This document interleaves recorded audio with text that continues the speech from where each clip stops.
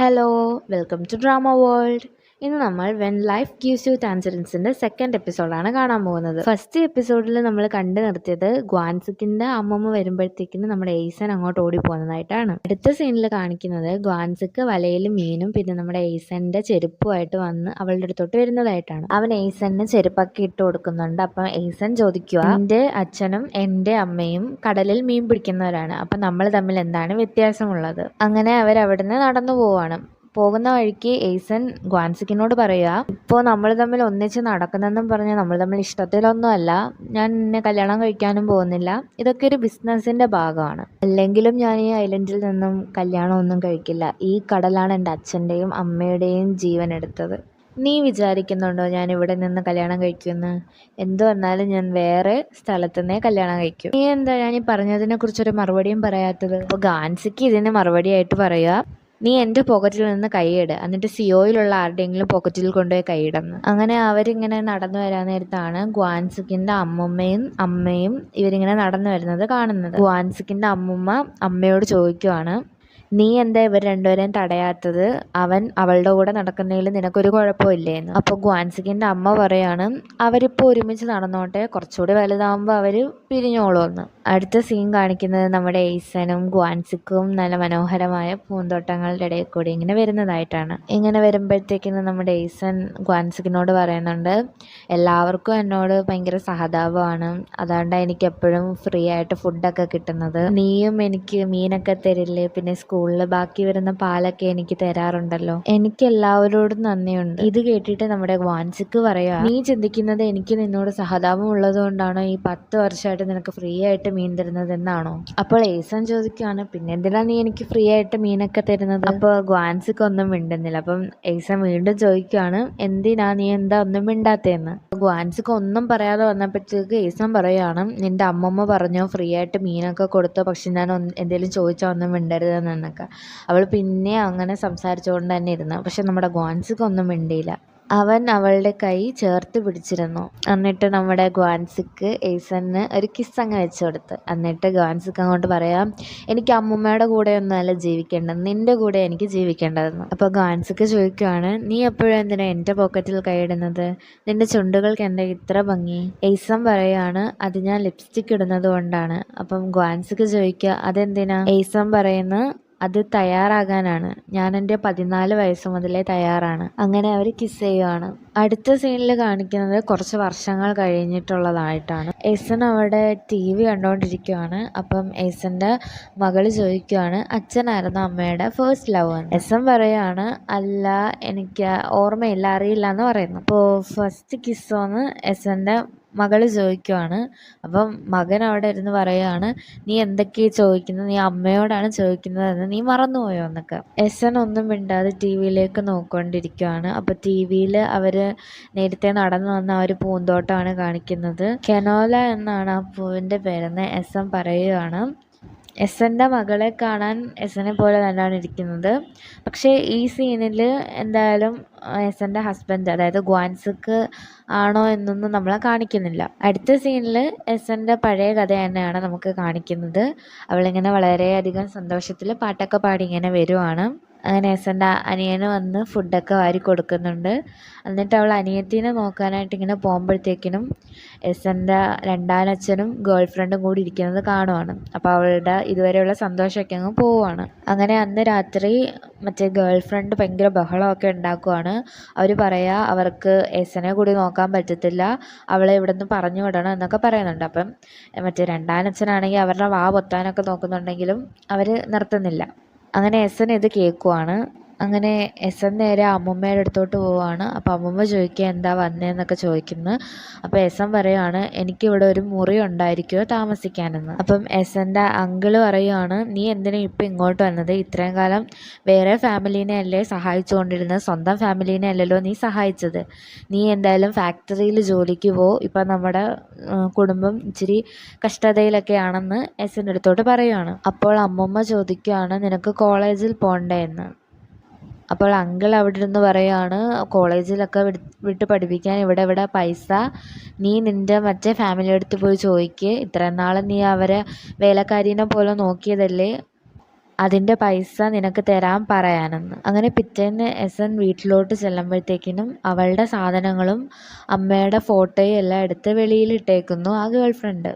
എന്നിട്ട് അവർ കുട്ടികൾക്കും എല്ലാവർക്കും ഐസ് മിഠായിയൊക്കെ മേടിച്ചു കൊടുത്ത് അവൾക്ക് ഒന്നും മേടിച്ചു കൊടുത്തില്ല. അപ്പോൾ എസൻ പറയുകയാണ് എൻ്റെ പൈസ തരാനെന്ന്. അപ്പം ഗേൾ ഫ്രണ്ട് ചോദിക്കുക, നിങ്ങൾ പിള്ളേരുടെ കയ്യിൽ നിന്നും പൈസ മേടിച്ചോന്ന്. അപ്പോൾ അയാൾ പറയാൻ, ഇല്ല ഞാൻ മേടിച്ചിട്ടൊന്നും ഇല്ലെന്ന്. എസൻ പറയുകയാണ്, നിങ്ങൾ പോയി വരുന്നത് വരെ കുട്ടികളെ നോക്കിയാൽ എനിക്ക് കോളേജിൽ പോകാനുള്ള പൈസ തരാമെന്ന് പറഞ്ഞതല്ലേ, നിങ്ങൾ പ്രോമിസ് ചെയ്തതല്ലേ, നിങ്ങളല്ലേ പറഞ്ഞത് നിങ്ങൾക്ക് അമ്മയെ പേടിയാണ് അതുകൊണ്ട് പൈസ തരുമെന്ന്.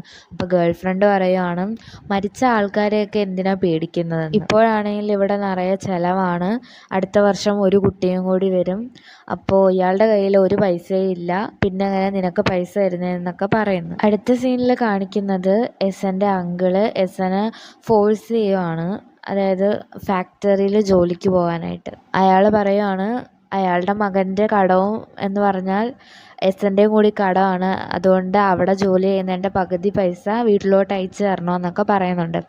അപ്പം എസൻ പറയുകയാണ്, ഇല്ല ഞാൻ പോകില്ല, ഇങ്ങനെ ജോലി ചെയ്യുന്നത് കണ്ടാൽ എൻ്റെ അമ്മയ്ക്ക് വിഷമമാവും, ഞാൻ അവിടെ ജോലിക്കൊന്നും പോയില്ല എന്ന് പറയുന്നുണ്ട്. അപ്പം അങ്കിള് പറയുകയാണ്, പിന്നെ നീ എവിടെ പോവും, നിന്നെ സഹായിക്കാൻ ആരുമില്ലെന്ന്. അങ്ങനെ എസൻ കരഞ്ഞുകൊണ്ട് ഗ്വാൻസിക്കിൻ്റെ അടുത്തേക്ക് പോവുകയാണ്. എന്നിട്ട് അവനോട് ചോദിക്കുവാണ്, നിൻ്റെ വീട്ടിൽ എത്ര മുറികളുണ്ട്, നീ നിൻ്റെ അമ്മൂമ്മയോട് പറഞ്ഞ് നിൽക്കുമോ, നീ ജയിക്കുമോ. അപ്പം ഗ്വാൻസിക്ക് ചോദിക്കുവാണ്, എന്ത് പറ്റി, ആരാ നിന്നെ കരയിപ്പിച്ചതെന്ന്.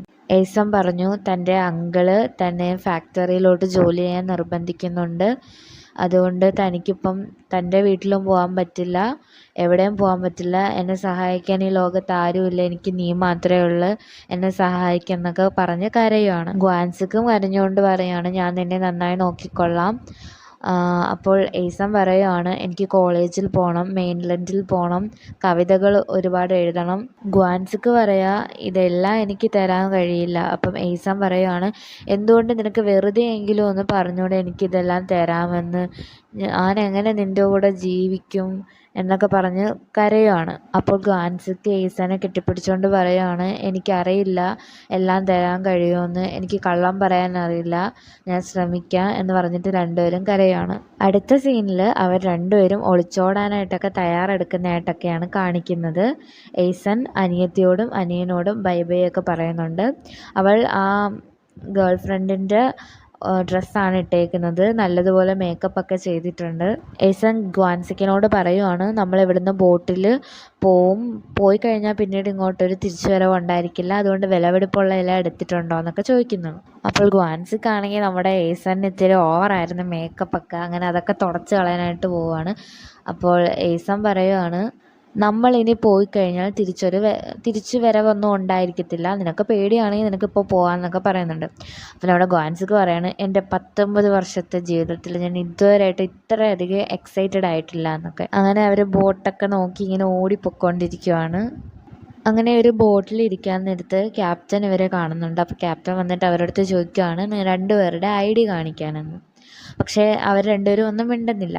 അപ്പോൾ അയാൾ വീണ്ടും ചോദിക്കുകയാണ്, ID ഇല്ലേ, നിങ്ങളെന്തോ ഒളിച്ചോടി വന്നതാണോ എന്നൊക്കെ ചോദിക്കുന്നുണ്ട്. ഗ്വാൻസിക്ക് ക്യാപ്റ്റന് കൊടുക്കാനായിട്ട് ഒരു മോതിരം എടുക്കുന്നുണ്ട്. അപ്പം എയ്സൻ അത് തടയുന്നു.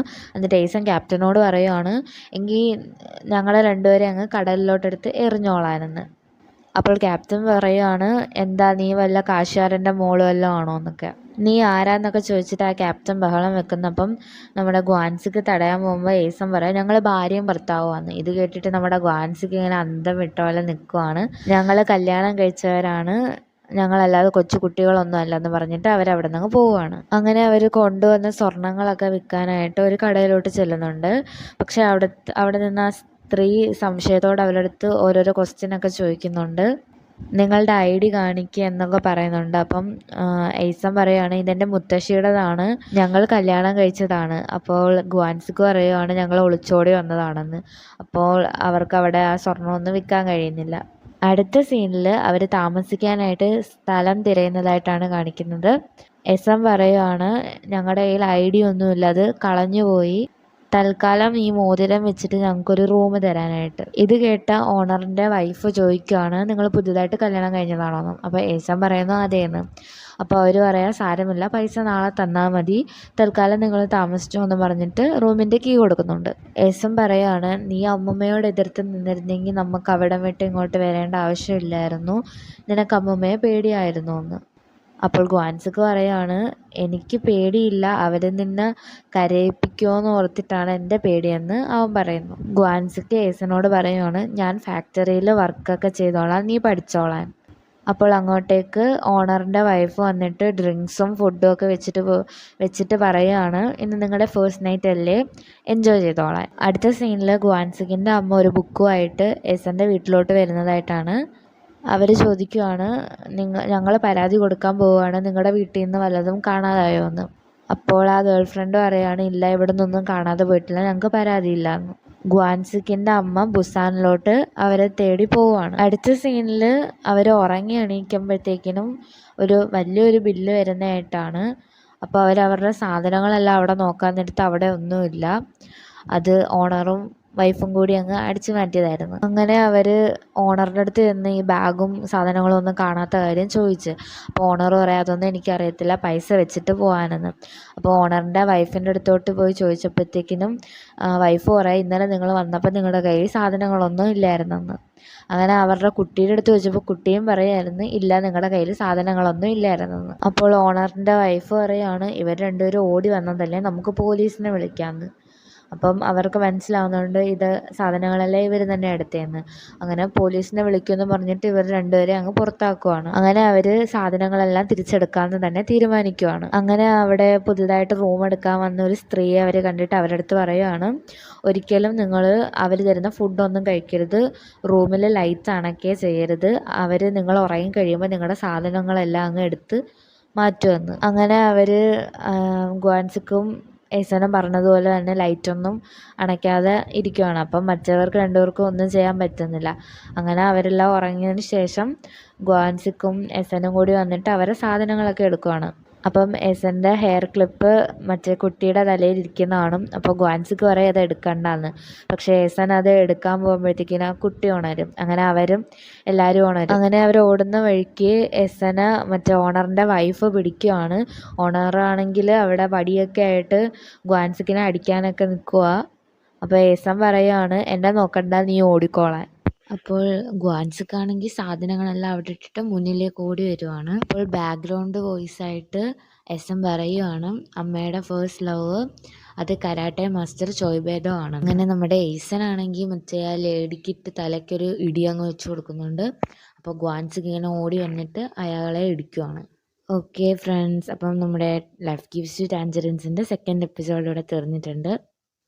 എല്ലാവരും ലൈക്കും സബ്സ്ക്രൈബും ഒക്കെ ചെയ്ത് സപ്പോർട്ട് ചെയ്യുക.